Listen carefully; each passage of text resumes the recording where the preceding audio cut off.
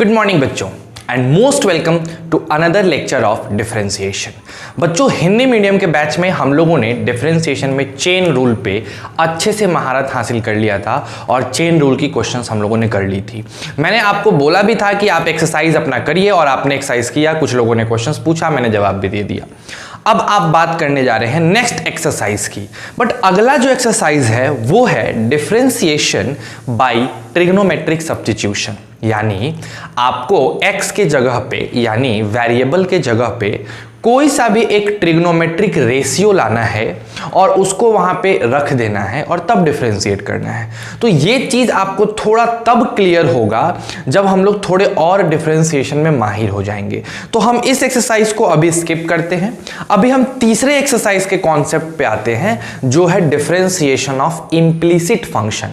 तो दूसरा एक्सरसाइज आपको नहीं बनाना है, आपको डायरेक्ट तीसरे पे आना है। दूसरा हम लोग डिफरेंशिएशन खत्म करने के लास्ट में पढ़ेंगे, ठीक है। तो चलिए चिंता मत करिए, तीसरे एक्सरसाइज पे आते हैं।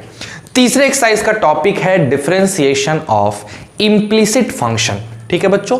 तो बस आपसे सिंपल सा रिक्वेस्ट है, लाइक करो, शेयर करो, सब्सक्राइब करो। हम लोग स्टार्ट करते हैं अपने आज का टॉपिक डिफरेंशिएशन। तो किसका? तो इम्प्लिसिट फंक्शन का। देखो बच्चों आ जाओ, सबसे पहले अपने लोग हेडिंग लगा लेते हैं। भाई साहब अपने को क्या करना है? डिफरेंशिएशन करना है। किसका करना है? इम्प्लिसिट फंक्शन का करना है। डिफरेंशिएशन करना है और मेरे प्यारे बच्चों किसका करना है? तो इम्प्लिसिट फंक्शन का करना है ना। इस चीज का डिफरेंशिएशन आपको बड़े अच्छे से आराम से कर देना है। सबसे पहले तो हमको यह समझना होगा कि इम्प्लिसिट फंक्शन क्या होता है। अगर हमसे कोई पूछ देगा कि बताओ बच्चों इम्प्लिसिट फंक्शन किसको कहा जाता है, तो समझो मेरे ध्यान से, एकदम ध्यान से समझना। पहले तो हम ये समझें कि हमारा इम्प्लिसिट फंक्शन किसको कहा जाता है, क्योंकि जब तक ये नहीं समझेंगे तब तक हमको क्लियर नहीं होगा कि क्या है। तो कहता है यदि x और y में एक संबंध, समझना मैं एकदम हिंदी में बता रहा हूं बच्चों, कहता है कि यदि x और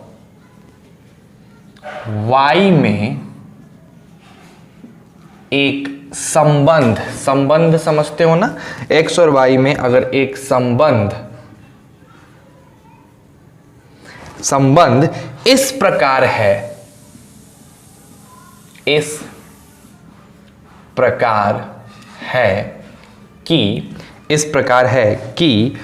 y, x के पद में y x के पद में व्यक्त नहीं हो सकता है। मतलब समझना, मेरे कहने का मतलब समझो, एकदम ध्यान समझना। किसको कहते हैं हम लोग इम्प्लिसिट फंक्शन? अगर मान लो हम आपको लिख के दें कि x square plus y square बराबर 2, है ना, सिंपल सी बात है। आप एक चीज तब यहां पे कर सकते हो, आप y स्क्वायर को 2 माइनस एक्स स्क्वायर लिख सकते हो। यानी क्या कर दिया आपने y को पूरी तरह से x के रूप में व्यक्त कर दिया। आपका y जो है वो पूरी तरह से x के रूप में व्यक्त हो गया। ये कैसे? तो आपका एक तरफ सिर्फ y बचा और दूसरी तरफ सिर्फ x बचा। यानी आपने इक्वल टू के एक तरफ सिर्फ y कर दिया और इक्वल टू के दूसरे तरफ सिर्फ x कर दिया। इससे हमारा जो y था वो पूर्ण रूप से x के रूप में व्यक्त हो गया, ठीक है। तो इसको हम लोग इम्प्लिसिट फंक्शन नहीं कहेंगे। क्यों? क्योंकि यहां पे y x के पद में व्यक्त हो गया है। हम इम्प्लिसिट उसे कहते हैं जिसमें y x के पद के रूप में व्यक्त ना हो, है ना। जैसे मैं एक छोटा सा और एग्जांपल आपको लेके समझा दूं। मान लीजिए कि आपको लिख के दे दिया गया x square plus 2xy plus y square बराबर 0, ठीक है। अब हमसे पूछा जाए कि बच्चों इसको जरा आप क्या करिए, x के रूप में व्यक्त करके दिखाइए। तो हम चलो कोशिश करते हैं। तो हमने लिखा कि y square is equal to minus x square minus 2xy। नहीं हो पाया। क्यों? क्योंकि एक तरफ y तो है लेकिन दूसरे तरफ सिर्फ x नहीं है, x के साथ साथ y भी है ना। तो हम अगर किसी रिलेशन को, x और y के किसी संबंध को पूर्ण रूप से अलग अलग नहीं छांट सकते हैं तो हम वैसे संबंध को इंप्लिसिट फंक्शन का नाम दे देते हैं। और ऐसे फंक्शन को कैसे डिफरेंशिएट करना है यही इस टॉपिक के अंदर आपको सीखना है। ठीक है, चलिए उन सारी कहानी को एक तरफ रखते हैं, आप मेरी बातों को ध्यान से सुनिए। मेरे पास अगर x और y में कोई संबंध है तो हम उसको इक्वेशन कहते हैं, समीकरण कहते हैं। ठीक, तो अगर किसी समीकरण में आप x को एक तरफ और y को एक तरफ पूर्ण रूप से ना कर पाओ तो वैसे समीकरण को इंप्लिसिट फंक्शन कहा जाता है। अब अगर आपसे कोई पूछेगा तो आप अच्छे तरीके से समझा पाइएगा। बताइए इंप्लिसिट फंक्शन क्या होता है? चलिए बताइए मेरे को। इंप्लिसिट फंक्शन वो फंक्शन है जिसमें x को ना तो कंप्लीटली y के रूप में लिखा जा सकता है और ना ही y को कंप्लीटली x के रूप में लिखा जा सकता है। ठीक है, तो डेफिनेशन से कोई मतलब नहीं होता है, हमें उसका डिफरेंशिएशन सीखना है तो हम लोग वो डिफरेंशिएशन सीखेंगे, है ना। चलो तो शुरू करते हैं, आप इसको उतार लीजिए। हे माँ, आ जाओ बच्चों, स्टार्ट करते हैं। तो देखो अगर क्वेश्चन आता है तो आप कैसे क्वेश्चन आएगा और कैसे आप बनाएंगे। जैसे मान लीजिए सबसे पहला क्वेश्चन मैं आपको यहां पे दिखा रहा हूं, लिखा हुआ है यदि एक्स वाई जो है वो x cube plus y cube है ना, तो आपको क्या निकालना है तो कहता है कि dy बाई डी एक्स निकाले, है ना। dy बाई डी एक्स आपको निकाल देना है। ठीक है ना बच्चों, चलो आ जाओ शुरू करते हैं। देखिए कैसे निकलेगा। तो अब ऐसा क्वेश्चन दिया है, अब बताओ क्या तुम उसमें x और y को अलग अलग कर सकते हो? अगर तुम्हारे अंदर इतनी काबिलियत है कि आप x y को अलग अलग कर सकते हैं तो प्लीज करिए। नहीं होगा, एकदम नहीं होगा ना। तो ऐसा शुरुआत करेंगे, इसका लिखेंगे हल लिख देंगे। उसके बाद क्या करेंगे, लिखेंगे x y is equal to x cube plus y cube, है ना। उसके बाद क्या लिखेंगे, ऑन डिफरेंशिएटिंग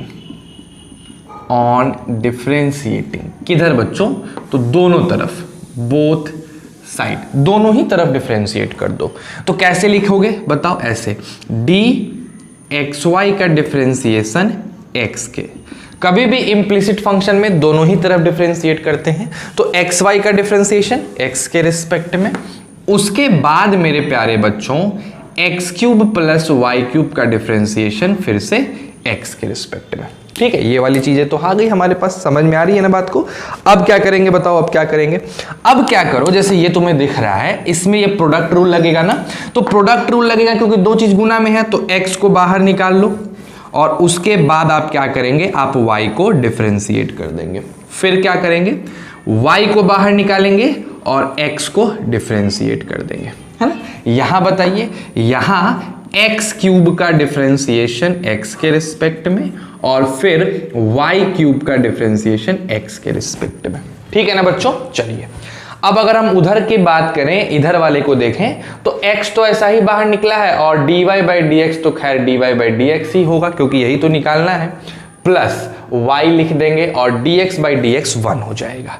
x क्यूब का x के रिस्पेक्ट में 3x स्क्वायर, लेकिन जैसे ही हम y क्यूब का करने आए तो y क्यूब का x के रिस्पेक्ट में नहीं ना होगा, y क्यूब का y के रिस्पेक्ट में हो सकता है, तो हम लिखेंगे कि y क्यूब का y के रिस्पेक्ट में कर लो।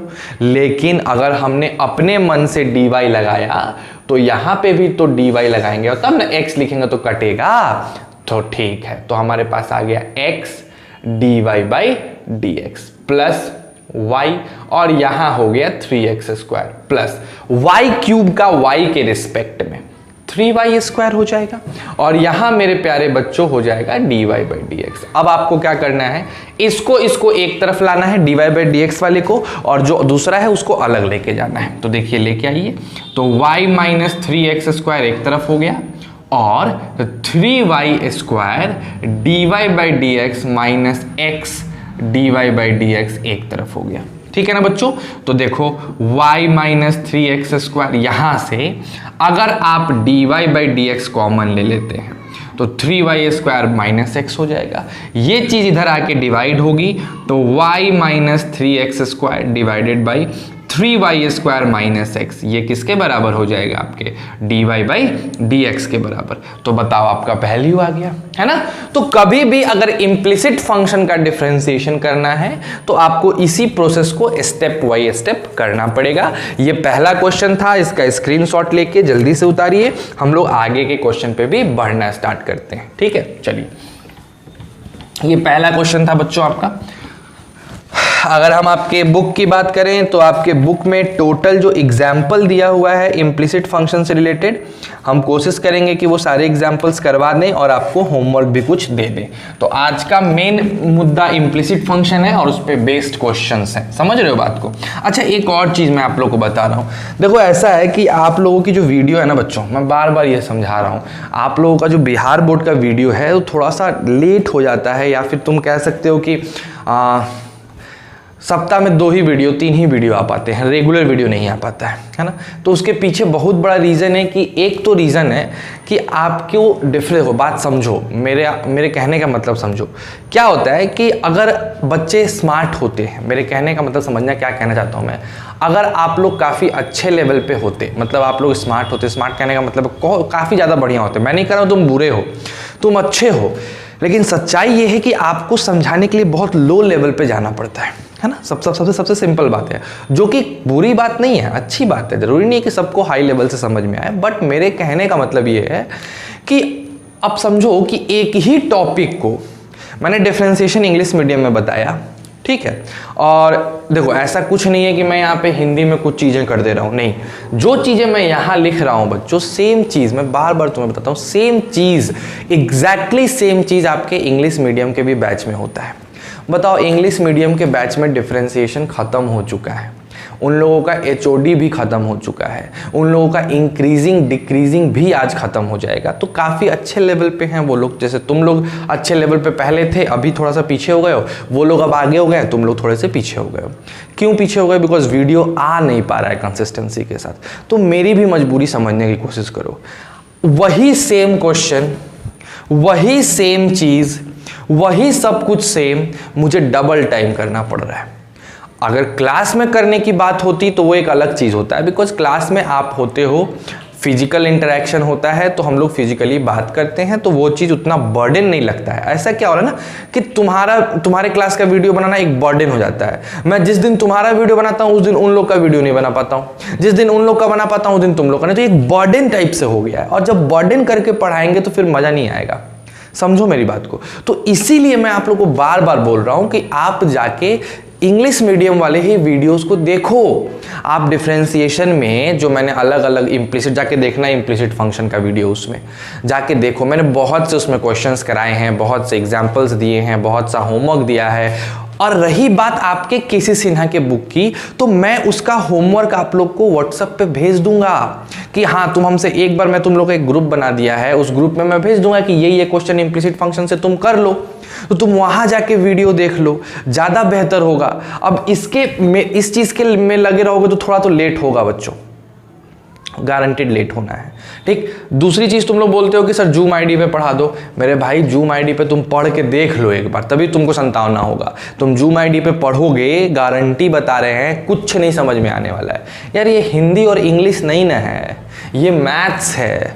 यहाँ थोड़ा सा भी गड़बड़ होगा तो सब गड़बड़ हो जाएगा। मान लो मैं पढ़ा रहा हूँ, मैं अपने फ्लो में पढ़ा रहा हूँ, अचानक से यहाँ पे इंटरनेट स्लो हो गया या तुम्हारे पास इंटरनेट स्लो हो गया, तो फिर पता चला कि मैं एक ही जगह रुका हूँ और उसके बाद मैंने पूरी चीज़ें पढ़ा दी और फिर मैंने मिटा भी दिया उस चीज़ को, फिर मैं नेक्स्ट टॉपिक पे चला आया, तो क्या करोगे उतने देर तुम बैठ के? या फिर मान लो कि मैंने कुछ लिखा और बोला तुम उतारो, तब तक पता चला कुछ बच्चों जिनका इंटरनेट अच्छा चल रहा था उन्होंने स्क्रीनशॉट ले लिया, बाकी तुम्हारी स्क्रीनशॉट ली ही नहीं गई, तो फिर क्या करोगे उस कंडीशन में?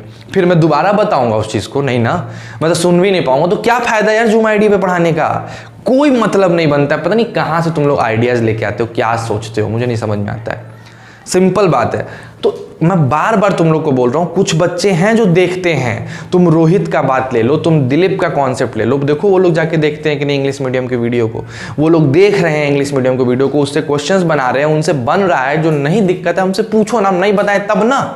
अगर तुमको लगता है कि नहीं सर ये वाला हम वीडियो देखे और हमसे क्लियर नहीं हुआ, इस पे आप वीडियो बना दीजिए, तो वो एक अलग बात है। मैं उस टॉपिक पे वीडियो बना दूंगा, मजा आ जाएगा। मैं बार बार मैंने तुम लोगों को कितनी बार ये समझाने की कोशिश की है, लेकिन तुम लोगों कि नहीं भैया हमको हिंदी मीडियम में ही देखना है, तो फिर बर्दाश्त करो। क्या कर सकता हूँ मैं, और कोई चारा है मेरे पास? घर पे आपको बुला नहीं सकता हूँ। ऑनलाइन आपकी वीडियो बनाने के लिए मुझे बहुत ही ज़्यादा माइंड मेकअप करना पड़ता है, बिकॉज बहुत लो लेवल पे जाके समझाना पड़ता है चीज़ों को, एक एक चीज़ प्लस माइनस सब चीज़ ध्यान से देखना होता है। तो उसमें हम क्या करें बताओ? पता है जितना इफर्ट क्लास में लगता है उसका 10 टाइम्स मोर इफर्ट वीडियोस बना के डालने में लगता है, बिकॉज हमें नहीं पता होता है कि आपको समझ में आ रहा है कि नहीं आ रहा है। क्लास में हम देखते हैं आपको, आपके चेहरे से हमें समझ में आता है कि ओके आपको ये चीज़ समझ में आ गया। अगर हमें लगता है कि नहीं आपको नहीं समझ में आया, तो फिर हम उसको दूसरे तरीके से बनाते हैं। यहाँ हमें खाक पता चलेगा कि तुमको समझ में आया है कि नहीं आया है, तो हमको तो एकदम जीरो लेवल से ही स्टार्ट करना पड़ता है ना। ये सबसे बड़ी बात होती है। तो ये एक बहुत बड़ा बर्डन होता है, और एक ही चीज को रिपीट करना। ऐसा होता है कि मैं तुम्हारे में कोई और चैप्टर पढ़ाता, उसके में कुछ और चैप्टर पढ़ाता, तो थोड़ा बहुत चल भी जाता, ठीक, लेकिन पता क्या चलता है? सेम चीज। तो टाइम भी वेस्ट हो रहा है मेरा, डबल टाइम वेस्ट हो रहा है एक ही चीज को पढ़ाने में। मेरे यूट्यूब पे वीडियोस ही एक ही चीज के 10 बार आ रहे हैं। भाई मेरे हिंदी मीडियम कोई नहीं देखता है। मैं तुमको एक बात सच्चाई बताऊं, तुम अभी हिंदी मीडियम कर रहे हो ना, ये फिजिक्स नहीं है, ये केमिस्ट्री नहीं है कि यहाँ पे तुमसे पूछेगा बेटा ड्रिफ्ट वेलोसिटी का हिंदी बताओ, इलेक्ट्रिसिटी का हिंदी में डेफिनेशन लिखो। नहीं, कुछ नहीं, ऐसा कुछ नहीं है। नहीं तुमको लिखना होता है इंग्लिश में डेफिनेशन, वहाँ पे मैथ्स में कभी डेफिनेशन आता है? 50 क्वेश्चंस तो तुम्हारे ऑब्जेक्टिव होते हैं, तुमको 50 तो ऑब्जेक्टिव ही मार देना होता है। बचे हुए जो 50 नंबर के क्वेश्चन, 50% क्वेश्चन होते हैं, वो आपके मैथ्स में लिखने, उसमें तुम क्या लिखते हो बताओ? अगर मैं लिखता हूं अकॉर्डिंग टू क्वेश्चन, तो तुमको पता है कि वो प्रश्नानुसार है। अगर मैं लिखता हूं एज वी नो दैट, तो आपको पता है कि जैसा कि हम जानते हैं। अरे 10 बार बता दिया है मैंने इन सब चीज़ों को, तो आप वो लिख सकते हो। अब रही बात कि सर सीबीएसई के क्वेश्चंस बहुत ऊपर लेवल के होते हैं, मेरे क्वेश्चंस लो लेवल के होते हैं, तो मेरे भाई ऐसा गलत फहमी में मत रहो। तुम अगर इस केसी सेना के बुक को देखोगे तो इस बुक की 60% क्वेश्चंस आर.डी. शर्मा से मिलती है। नहीं विश्वास है? आप जाके इंग्लिश मीडियम का लेक्चर देखिए, हमने जो उसमें क्वेश्चन कराया है उसका 80% क्वेश्चन मैं यहां पे भी कराता हूं। कोई अंतर नहीं होता है, सेम क्वेश्चंस होते हैं। ये अलग बात है कि आपको थोड़े कम क्वेश्चन करने हैं, तो आप मत करो ना। कौन आपको बोलता है कि आप आर.डी. शर्मा क्वेश्चंस करो? मैं डेट फिक्स कर दिया कि भाई चलो ठीक है, जैसे मैं इम्प्लिसिट फंक्शन पढ़ा रहा हूं, तो आज तो मैंने इम्प्लिसिट फंक्शन पढ़ा दिया। अब कल इम्प्लिसिट फंक्शन के बाद वाला लेक्चर आप देख लो, और व्हाट्सएप पे मैं तुम लोग को उससे रिलेटेड जो होमवर्क है वो भेज दूंगा कि भाई ये क्वेश्चन टिक कर लो, या फिर 5 मिनट का वीडियो आके बना के डाल दूंगा कि बाबू तुमने इम्प्लिसिट फंक्शन देख लिया, ये बना लो। अगर तुमको कुछ उसमें दिक्कत लगता है तो हम उसको सॉल्व कर देंगे। मेरे से फोन करके पूछ लो कि सर आज हमने ये देखा है, बताइए कौन सा वीडियो बनाए, तो ज्यादा बेहतर होगा ना। लेकिन नहीं, आपको तो चाहिए हिंदी मीडियम में, तो हम क्या कर सकते हैं? कुछ नहीं कर सकते। वेट करो, आ जाओ अगले क्वेश्चन पे आते हैं। क्या करूं मैं बताओ? चाह के भी खुद चाहता हूं कि तुम लोग को अच्छे लेवल की, क्या लगता है तुमको कि जब तुम लोग बाहर जाओगे, 12th करके ग्रेजुएशन करने जाओगे, तो वहां पे तुम्हारा हिंदी में चलेगा? कोई चीज कहीं नहीं चलता है हिंदी में, कहीं नहीं चलता है हिंदी में। लेकिन आपके अंदर एक डर बैठा रहता है कि हम हिंदी में नहीं करेंगे तो मेरा मार्क्स खराब जाएगा। ऐसा कुछ नहीं है, कुछ ऐसा नहीं है। मैथ्स में तो खास करके ऐसा कुछ नहीं है। लेकिन फिर भी अगर आपके अंदर वो डर है तो उस डर के लो के जियो, उससे आगे बढ़ने की कोशिश मत करो। क्या करूं मैं? आ जाइए, देखिए। अब बताओ, यहां मैं यदि लिख रहा हूं, अगर मैं इफ लिख दूं तो कौन सा पहाड़ टूट जाएगा? लेकिन नहीं, फिर वो हिंदी मीडियम नहीं रहेगा ना। यदि x + y जो है वो लिखा हुआ है sin xy, है ना, तो उस कंडीशन में बोल रहा है कि dy/dx ज्ञात करें। dy/dx क्या करना है बताइए? dy/dx आपको ज्ञात कर लेना है। ठीक है ना बच्चों, आ जाओ देखते हैं कैसे बनाएंगे इस क्वेश्चन को। अगेन आप सबसे पहला काम क्या करोगे, लिखोगे हल। हल लिखने के बाद लिखोगे जो क्वेश्चन था, x plus y is equal to sine x comma y, लिख दिया ना आपने। अब दोनों ही तरफ डिफरेंशिएट कर दो। दोनों तरफ डिफरेंशिएट करने का मतलब है x प्लस वाई का डिफरेंशिएशन x के रिस्पेक्ट में और साइन एक्स वाई का डिफरेंशिएशन x के रिस्पेक्ट में, ठीक है ना बच्चों। अब इसके बाद क्या करेंगे, अलग अलग करेंगे सर। तो x की डिफरेंशिएशन x के रिस्पेक्ट में, फिर y की डिफरेंशिएशन x के रिस्पेक्ट में। अब आपको भली भांति पता है कि साइन एक्स वाई यहां पे लिखा हुआ है ना, तो साइन के अंदर जो होता है उसी के रिस्पेक्ट में डिफरेंशिएशन होता है। तो आप क्या लिखोगे, डिफरेंशिएशन किस चीज का, साइन एक्स वाई का, किसके रिस्पेक्ट में, एक्स वाई के रिस्पेक्ट में। अब जब ये अपने मन से लगा दिए तो यहां पे तुमको एक्स वाई भी लगाना ही पड़ेगा, नहीं लगाने की सवाल नहीं है, ठीक है ना बच्चों। चलो बताओ, dx बाई डी एक्स 1 हो जाएगा और यहां पे ये dy बाई डी एक्स ऐसा ही रहने वाला है। अब साइन फलनवा का फलनवा के रिस्पेक्ट में तो हो जाता है कॉस फलनवा, है ना। अब यहां लगेगा प्रोडक्ट रूल। कैसे लगाओगे प्रोडक्ट रूल, तो x बाहर निकालोगे और dy बाई डी एक्स हो जाएगा, फिर y बाहर निकालोगे और dx बाई डी एक्स हो जाएगा, ठीक है ना बच्चों। अब इसके आगे की बात देखते हैं क्या है। नेक्स्ट क्या लिखना है हमको, आ जाओ देखो ध्यान से। यहाँ पे 1 plus dy by D x, ये किसके बराबर है बताओ, ये हो गया आपका cos एक्स वाई। अच्छा ये x है तो x इससे मल्टीप्लाई भी हो जाएगा, तो हो जाएगा x और एक्स्ट्रा में लग जाएगा dy बाई डी एक्स, है ना। फिर प्लस का sign cos x y, y के साथ मल्टीप्लाई तो y into cos x y. अब क्या है कि dy बाई डी एक्स वाले को एक तरफ रखो, बाकी सबको एक तरफ, तो 1 माइनस कॉस एक्स वाई जो है वो क्या होगा, dy बाई डी एक्स आप कॉमन ले लेंगे तो हो जाएगा x कॉस एक्स वाई इधर और माइनस हो जाएगा 1। तो अब सिंपल है, 1 minus y cos x y को डिवाइड कर दिया गया x cos x y minus 1 से, और ये आ गया हमारा dy by D x. Simple सा कॉन्सेप्ट आपके सामने आपका आके बन गया, कोई दिक्कत ही नहीं है इसमें, है ना। तो सिंपल सा क्वेश्चन था ये, सेकंड नंबर क्वेश्चन है, फटाक से इसको उतारो, फिर हम आगे और भी क्वेश्चंस करते हैं हम लोग, है ना। थर्ड नंबर क्वेश्चन पे आते हैं।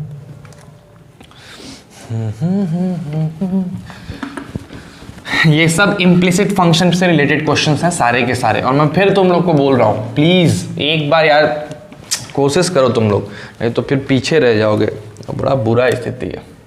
थर्ड आओ, थर्ड में भी वही करना है। क्या लिखा हुआ है थर्ड में मेरे भैया, लिखा हुआ है कि अगर 2x प्लस 3y बराबर है साइन y के, तो बताइए कि dy बाई डी एक्स क्या होगा, ठीक है। तो दोनों तरफ डिफरेंशिएट करेंगे सर। तो सबसे पहला step differentiation, 2x plus 3y का किसके रिस्पेक्ट में, x के रिस्पेक्ट में। उसके बाद डिफरेंशिएशन किस चीज का मेरे प्यारे बच्चों, साइन y का किसके रिस्पेक्ट में, x के रिस्पेक्ट में। अब अगर हम इसको अलग अलग करते हैं, 2x को अलग करते हैं x के रिस्पेक्ट में डिफरेंशिएट करते हैं, और 3y को अलग करके x के रिस्पेक्ट में डिफरेंशिएट कर दो, ठीक है। अच्छा बताओ साइन y का x के रिस्पेक्ट में होगा, नहीं होगा, तो हमें साइन y का किसके रिस्पेक्ट में करना होगा, y के रिस्पेक्ट में, और फिर y को किसके रिस्पेक्ट में करना होगा, x के। आपको पता है कि 2x का डिफरेंशिएशन 2x हो जाएगा, है ना, सॉरी 2 हो जाएगा, यहां से 3 बाहर आ जाएगा और आपका dy बाई डी एक्स ऐसा ही मुंह ताकता रहेगा, क्योंकि उसका तो होगा नहीं कुछ।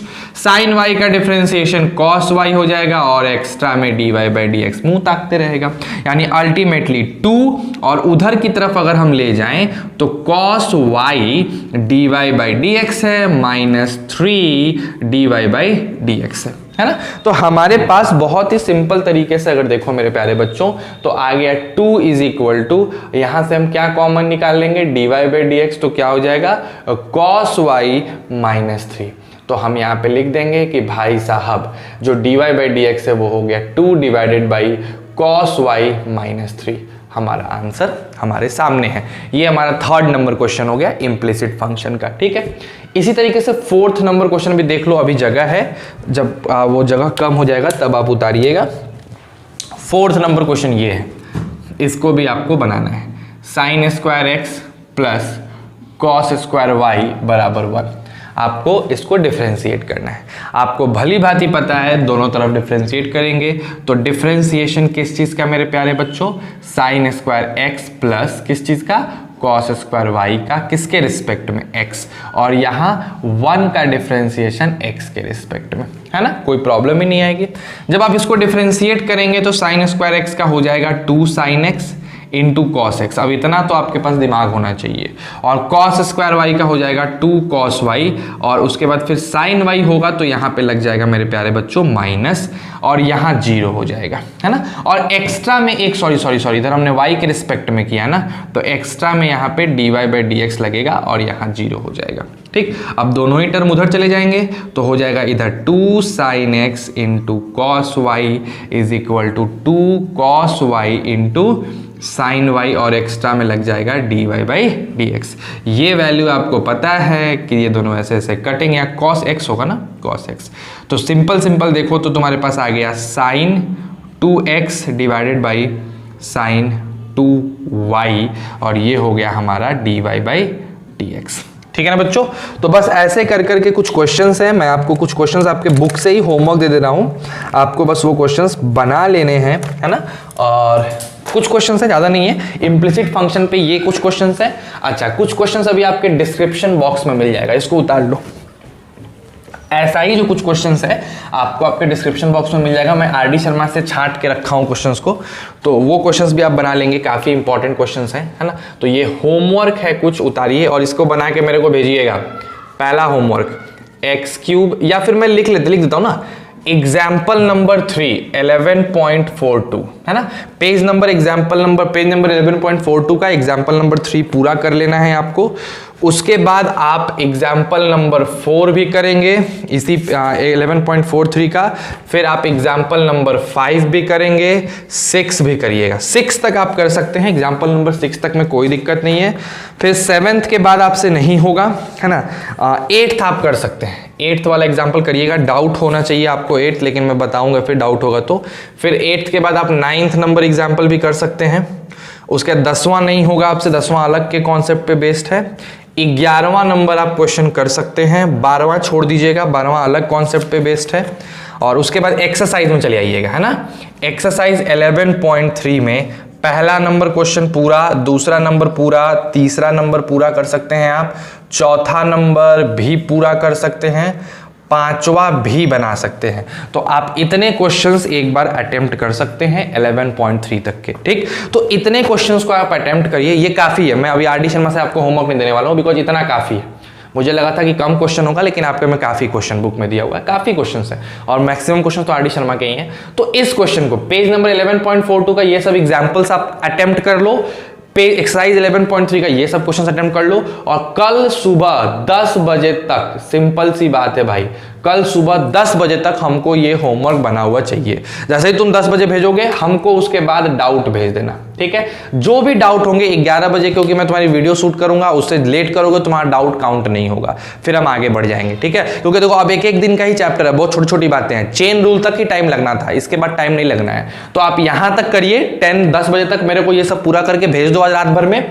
जो भी डाउट होता है, चाहो तो आप मेरे को व्हाट्सएप में पूछ सकते हो, रात को जब बनाने बैठोगे पूछ लेना, ठीक। अगर मैं फ्री होऊंगा तो बता दूंगा, नहीं तो फिर आपके कल के वीडियो लेक्चर में। तो कल का वीडियो लेक्चर इंप्लिसिट फंक्शन का डाउट और कुछ अच्छे क्वेश्चंस होंगे, तैयार रहिएगा, लेकिन 10 बजे से पहले भेज दीजिएगा, ठीक है। तो बस मन लगा के पढ़ो, ईमानदारी से पढ़ो, और मैं तो बोलूंगा कि जाके आप सीबीएसई वाले वीडियो को भी देखो, वो काफी इंपॉर्टेंट है, उसको देखोगे तो तुमको इसको देखने की जरूरत नहीं पड़ेगी। लेकिन चलो कोई बात नहीं, आज के लिए इतने रहते हैं, बाकी कल देखते हैं। तो कल 10 बजे तक मेरे को होमवर्क भेज दो, ठीक है।